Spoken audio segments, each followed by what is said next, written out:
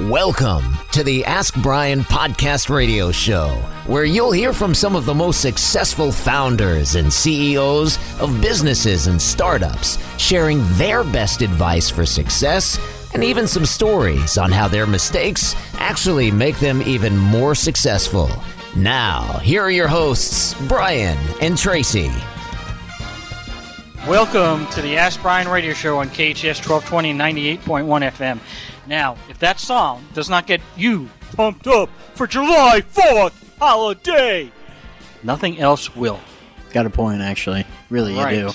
This is the time of year when you need to have that Rocky song. You have to have that Rocky spirit. Hey, yo, SB, let's go.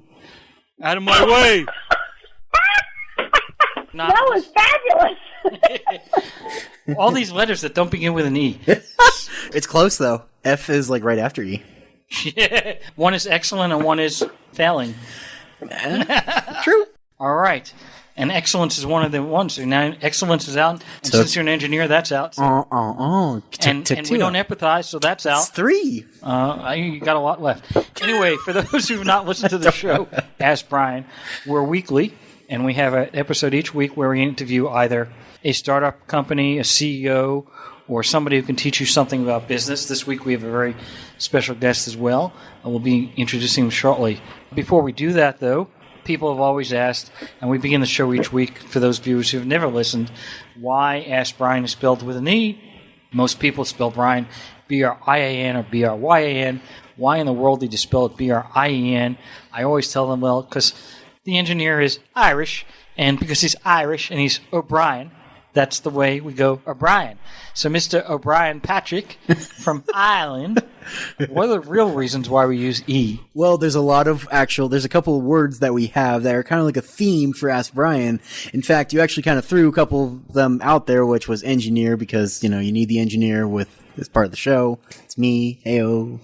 Outside of that, you did take away empathy and excellence because we gave up. We're not going to empathize anymore. Yeah, I guess not, and that's not very that's not very excellent of you. Well, we already did excellence. I know, I'm just being coy. Anyways, outside of that, we also have effort, because we give 110% effort in everything we do on the Ask Brien Show. Another one we have is experts, because everybody that happens to appear on the Ask Brien Show happens to be an expert in whatever their field may be. And then the last two that we have happen to be sound very similar to each other, but one of them is excitement. They don't sound similar, they just have the same... They're synonymous with meaning. They are. Okay.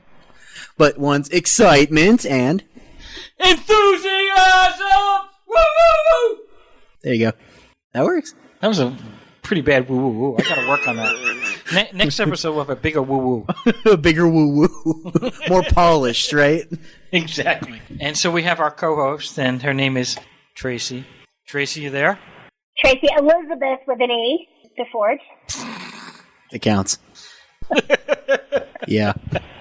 So we have our guest. His name is Dean Indot, and we're going to add on the .com. So, Dean, are you there? Yes, I am. Thank you. So, first of all, you have a pretty exciting background, so that's really good, and people do not know. So, what is your background? I've been a banker most of my life, but I had a stint as a chief financial officer for a large conglomerate, and I did some consulting work in the tech world about 20 years ago. But primarily right now, today, I've been a commercial banker for going on 10 years now. So 20 years ago when you were in the tech world, you were working on what, the iPod? Even before that. Actually, I ended up in the tech world because I was an investment banker during the dot-com boom, and I got hired away by a large consulting firm, Deloitte, to go, work on developing tech companies, and then I ended up, joining one of the multiple different companies in the industry. This was, when Amazon was only selling books, and, the Yahoo was a big deal, and AOL was how everybody connected to the internet.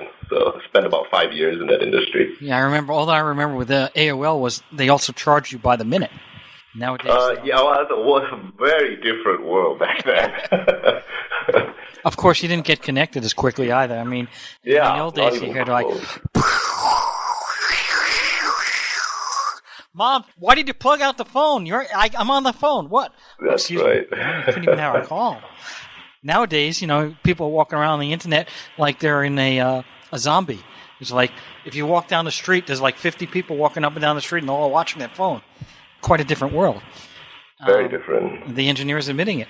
And he didn't even say without any further ado. You're the one that says ado first.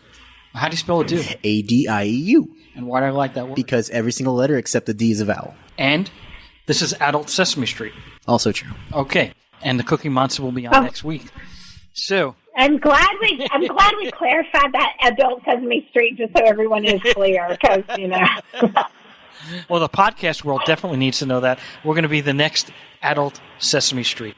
So let me ask you a couple of questions.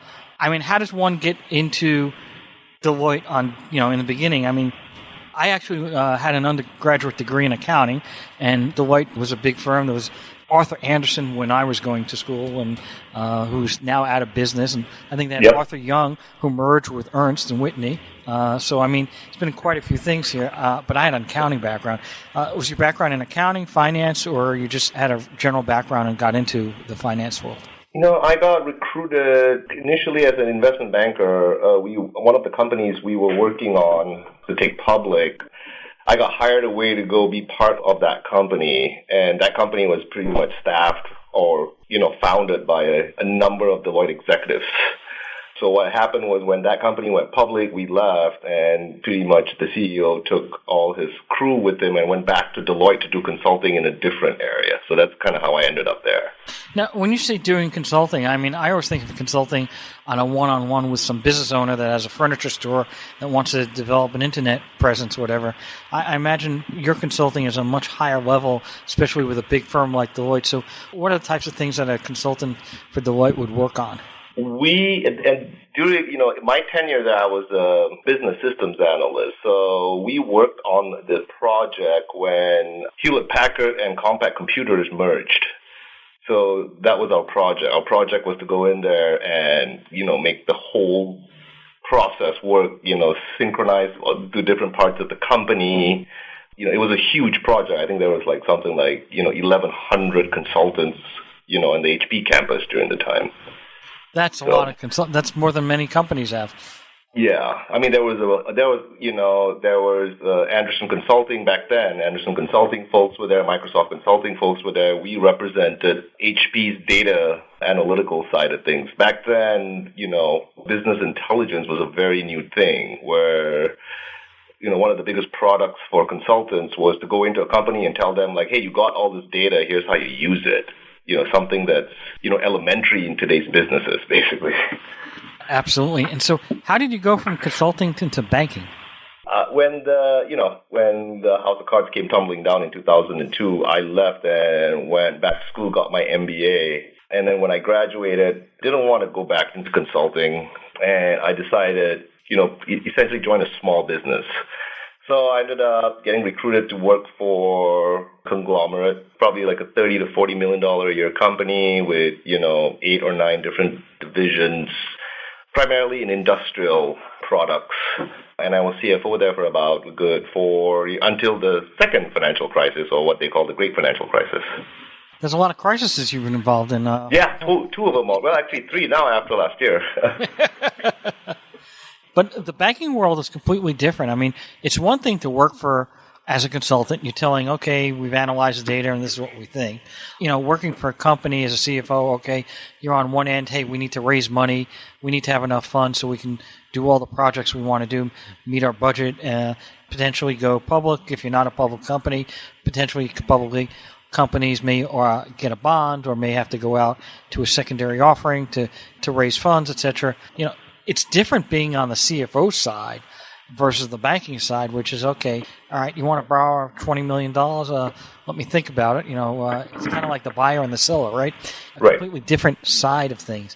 So what a lot of people on our show have had to get either the PP loans or have actually had to go out and borrow money to keep their business afloat during those crises that you were through, and even to expand and grow their business. So what we'd like to do on today's show is go through some more analysis from that perspective, because you have a different perspective than most of our listeners.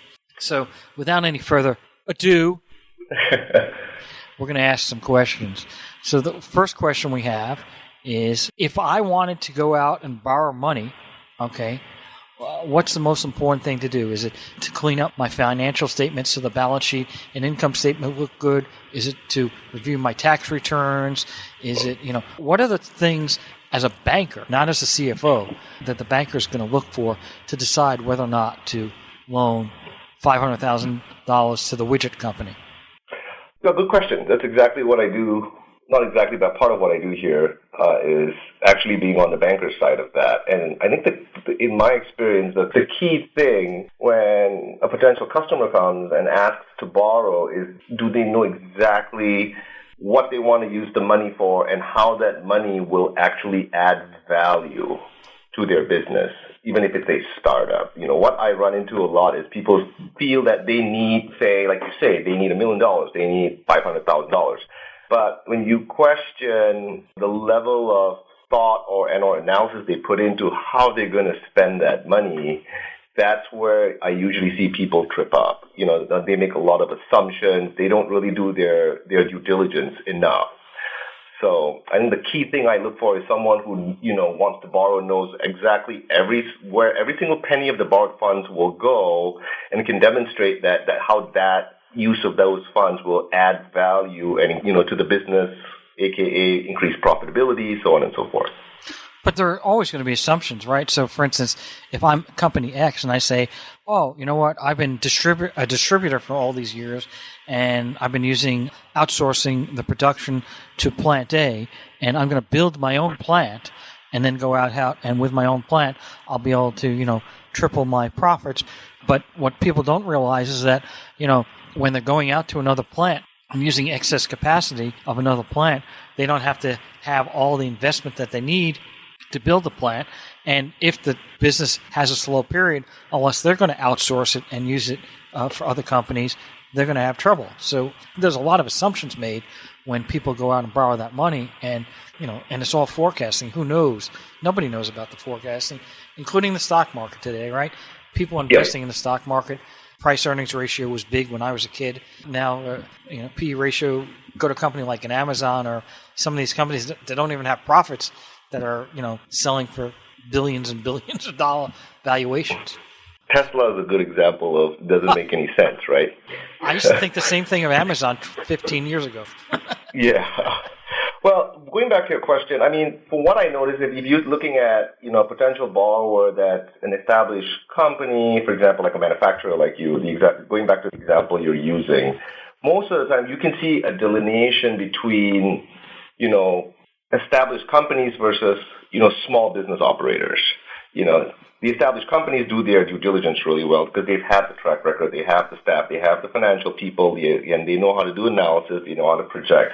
But going back to a small business request, which is, probably 90% of our market, you don't really see that. A lot of assumptions are made based on what someone told someone or what someone thinks or their family members tell them, and that's where the challenges are to borrow the money. I've been told in the real estate industry, you need a certain ratio for income, percentage, same thing, total debt. What are the types of numbers that you look at that are typical standard numbers for the small business owner? For the small business owner, I think the key thing is, one of the key obstacles that they have to pass through is we take the amount of money that we loan them and then we spread that out over a term, say 3 years or 5 years. And a business owner needs to understand that, for every dollar they borrow, that they have to pay it back within a 3 to 5 year period, that their business can generate enough cash flow to make those payments in that period. That's where a lot of the smaller operators, the smaller business owners, don't really do that projection very well. It's usually saying, hey, if I get $500,000, I can buy this much more product, I can sell it for this much more. But it doesn't go out 3 years. They don't really think much, about how they scale, how they make it sustainable. So, I think the key thing from my experience, here dealing with smaller, business requests is, they need to think out further and, do a little bit, more detailed due diligence than just, hey, if I can buy, X amount more widgets, I can sell it for this much more profit. That is difficult to underwrite for a banker. Well, that widgets are probably the most popular item sold in the world. Yes. And the next question is, typically when a small business person is coming to you, are you giving them a loan or a line of credit? It depends on the use. That's actually a really good question because a lot of business, with small business requests that we get, people are just asking for a line. But how banks determine whether it's a line of credit versus whether it's a term loan really is the use of funds. So the typical line of credit qualifier is working capital, which basically means that the basics is that you've sold X amount of products or provided X amount of service. It takes time for you to get paid, but you got to keep the lights on. You got payroll to make. That's a working capital situation. You're just floating the cash flow. So in those situations, a line makes sense because they just need to bridge, 30, 60, 90, 120 days before they get paid. So every time they get paid, they pay the line down and then wait till the next cycle and then draw against the line again for payroll or rent or whatnot. On the other spectrum is term loans. Term loans are usually when you borrow for something, an asset that can be collateralized usually. So you're buying a piece of equipment. Real estate, obviously, are all term loans.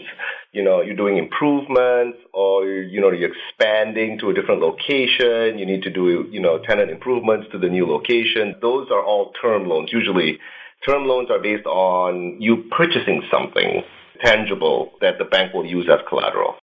So we're talking about the differences between lines of credit factoring, and you said basically it comes to the fact that in a line of credit they're actually buying assets, factoring was where you're buying assets, correct? And that's correct. The distinction. But the question came from one of our viewers was, why is that not usury? Because factoring is such a high rate of return. And like, for instance, the state of California, the maximum interest rate that you can charge is 10%. Now, there are credit card companies and other companies that do charge more than 10%, but they have exemptions. Like bankers, they have exemptions. But if you don't have an exemption, California lender's license, etc., you can get certain exemptions. But if you don't have the exemption, there is no interest allowed on the loan. That's what usury is. And how do factors get around that? I'll be honest, I don't know the details to that. I've never been in the factoring industry. From my understanding, the key difference is when you borrow from the bank doesn't take possession of the collateral, whereas in factoring, you're technically selling them the collateral, which is the receivable. So you're selling a $500,000 account receivable, you're selling it for $380,000. So even though you're making $120,000 profit, there is a risk there that you're not going to collect as well. That's correct, yeah. So I think technically it's not an interest rate, it's a discount. It's discount on the paper itself. So you're buying the right to get that $500,000, but for a much less amount, but you're taking the risk in case you don't get it, basically. Well, that leads to some additional questions. You mentioned earlier that most of the bank loans that are not lines of credit are basically when you're loaning money out so an asset can be used to create additional income, correct? Correct. Yeah, the difference really between a line of credit and a term loan really is the use of the funds, as I mentioned. But what about security, though? Can you have an unsecured or a secured line of credit, and can you have an unsecured bank loan for a plant? Good question. Yes, working capital lines of credit are usually unsecured, usually. As it pertains to small business owners, it's usually unsecured. It's a signature loan. So, the collateral is your promise to pay back, basically. Yes, you can have term loans from lines of credit. And usually what happens in those situations is when a borrower, doesn't service the line of credit, or there's a problem with the servicing of the line of credit, or, that's when the banks come in and say, okay, you can't just service this on an interest-only basis. You're going to pay us off the whole balance. And obviously, most borrowers can't afford to pay off the line at one go, so they ask for time, and then that's when the bank terms out that whatever the balance is. So that's a conversion of a line of credit into a term loan, but it's usually in some sort of not a positive situation. It's something where, the bank doesn't, wants the borrower to pay the line back in full. What is the criteria for SBA loans? Ooh, good question. Hope I didn't stump you. There are basics, yeah. I mean, there's a lot of criteria: eligibility, minimum net worth. But I won't, go into the details. It's published, but it's like reading Greek out there because you're reading CFRs, codes of federal regulations. But the basic thing on SBA loans, on the criteria is, your business has to generate less than X amount of revenues, and it's not standardized across the board. It depends on what industry you're in, what type of business you're in. So if you go on the SBA website, they'll break that down for you based on the NAICS code of your business. So, but it's usually a maximum of total revenues, was followed by maximum earnings, EBITDA, profit, and then after that, it defaults to the number of employees. That's another critical thing. So those are just the basic eligibility requirements. And then above and beyond that, there's so many different types of SBA loans. There's 504 loans for properties, for real estate, and then 7A loans for both real estate and non-real estate. And then there are subsequently different requirements for different types of loans also. So I come to the bank and I go, you know what? My widget bank business, and I know there's a lot of widget businesses out there, but my widget business, I need to borrow $4 million. Okay? So how do you determine whether or not it's going to go line of credit, whether or not it's going to be an unsecured or secured loan either on the LOC, line of credit, or regular term loan, or whether or not it's going to go to SBA and other programs? It depends on the use. The first thing we ask is, what is the use? In your case, what is the use of the $4 million? So you need to break it down, and then we will determine from the breakdown of the use what portion of it would be a line, what portion of it could be a term loan. It depends on the use. So is it good to say if you're using it for working capital to pay, hey, listen, you might have payroll issues, you may have problems all along, you want to just have that extra ability, or if you get a big order in and you want to buy, you've only been producing 10,000 widgets per month, but now Walmart says, we'll buy it, but we need 500,000 widgets per month. Can you up it? Is that all lines of credit, or is that a term? That's a mix, because the working capital is separate from that, because if you want to make more widgets for Walmart, that means you're buying more inventory. So that becomes an inventory loan, and that usually is a term loan. But if you need a portion of, your growth to service Walmart is you have to hire more people, right? You have to do, more intangible aspects of your operations, the cost, that is. That's not actually buying inventory or buying something tangible. So that portion will be separated out and a line will be created. But in SBA loans, lines cannot be in perpetuity. So eventually the bank will determine a point in time where that portion of the loan that's a line of credit will then be converted also into a term loan. One very important point for your viewers is SBA loans have no lines of credit. You can start off with a line of credit, but there will be a point in time where you need to convert that into a term loan. What's a typical time period before it has to be converted? It usually depends on the use, but on average, I'd say a year. Does the SBA give loans? I know this may not be your expertise, but does the SBA give loans to brand new companies that have no revenue? They absolutely do. That's actually a really good question, because the SBA guidelines to lenders, federally regulated lenders like us, is you cannot decline a loan based on projections. You have to allow it. And the one primary type of SBA loan that is set up for that is called an SBA 7A loan, which has a maximum of $5 million. And it's projection-based. But where it gets a little bit convoluted is when you apply for a loan, with the bank that's an SBA loan, the SBA technically only guarantees the loan and has higher level guidelines or criteria for their guarantees to stick. The money still comes out of the bank. It's just that we have a guarantee by the government. If the loan doesn't get repaid, goes into default, then the government pays us back. So that being said, not all SBA loans are equal among lenders. Different lenders, the bare minimum requirements they meet so that they can get the guarantee. But every lender above and beyond that has its appetite. I'll give an example. Like our bank, our appetite isn't for contractors. So when contractors come to us for an SBA loan, we don't do SBA loans for contractors. The reason for that, why, is, it's probably something in the history of the bank. We got hurt before in lending to contractors. And you go to other banks, they may not have a problem with that at all. So that's where it gets a little bit confusing to business owners out there. Not all SBA loans are created equal among different banks. So that's good. Now, when you say the SBA is guaranteeing the loan, what's the incentive for the bank to go through the due diligence? I mean, if I knew that I could loan out $100 million and I'm in the banking business and I'm going to be guaranteed because the government's going to pay me back, what's my incentive to be, really difficult and make sure every I is dotted and T is crossed? Is it solely because the SBA won't pay on the guarantee unless... Absolutely. That's exactly the reason why. There are two types of SBA bank lenders out there. There's PLPs, what they call PLPs, that are preferred lenders, which have approval authority at the bank level. And then there are those that don't have that status. That means every loan that they do has to be sent, in California, it has to be sent to Sacramento. That's where the SBA headquarters for this state is, and the SBA has to approve that before the lender can, close the loan, so to speak. Whereas if banks like mine are PLPs, we have delegated authority. So we just write up the loan, we underwrite it, we close it, we disperse the monies, and then we send the file to the SBA. They don't even audit it, and they do audit it as, on an annual review kind of basis, but not all loans get audited, So the incentive for the bank to underwrite to ensure that all the requirements are met is exactly what you said. So if a loan goes sideways and is in default, and we go to the SBA and say, hey, this went sideways, we'd like our, the portion that's been guaranteed. They audit it. If we made a mistake, we don't get that money back from the government. Traci had a question. I didn't want to make sure she got that question answered.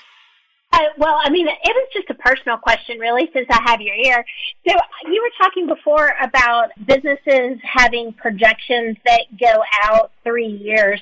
When you're saying projections, can you define what it is that you're looking for within those projections, P&L, what you're looking for? We want to make sure that based on the money we lend you, because, let me take a step back. The projections are based on the assumption that you get the money that you want to borrow, right?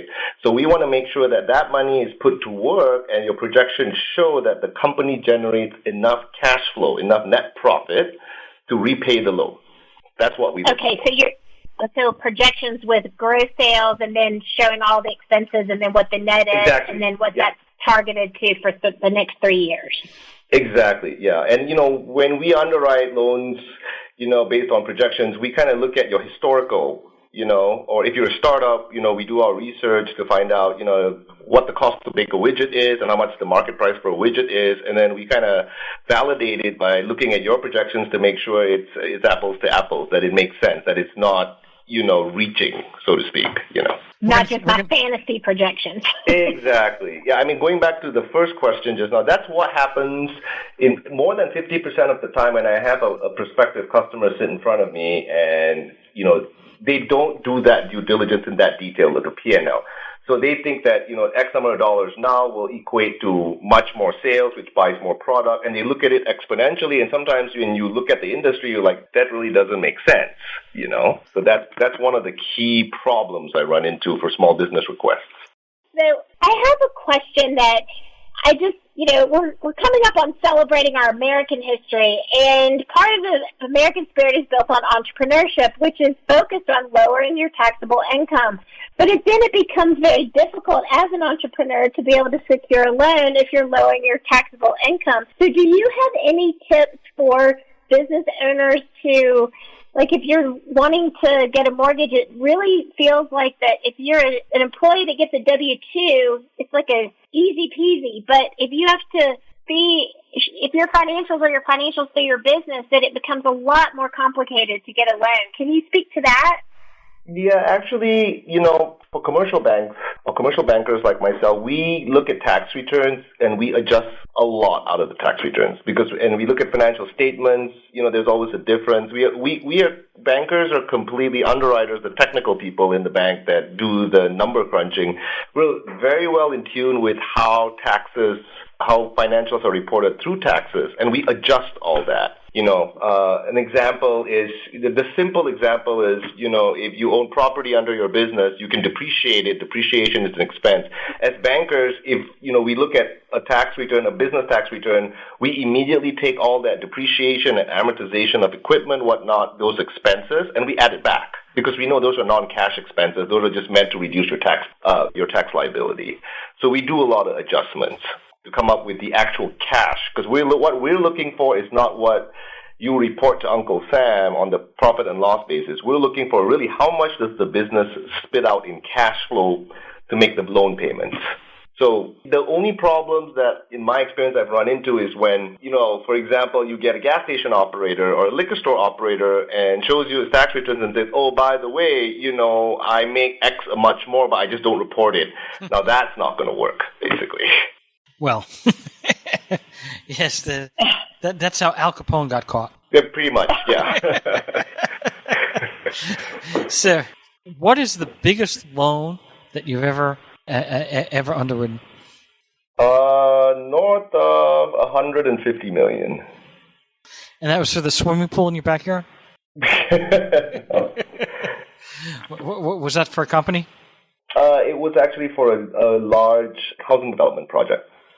And then what is the smallest loans you've made? $100,000 less? $100,000, yeah. You make $100,000 loans? I didn't even think the bank could find it profitable for that. No, it's actually very profitable. And also, on the banking side, you have to understand we're governed by the Fed, which has requirements on small business lending. I don't know if you've had experience with business loans. Every time you get a loan, you always ask the question is, what's the total revenues of your company? When you open an account or something, it's because the government, any company that earns less than $1 million, has preferential treatment by the government towards the banks that we need to do more of that business. We get gauged on the number of smaller loans that we do, small business loans that we do. How do you guys get rated?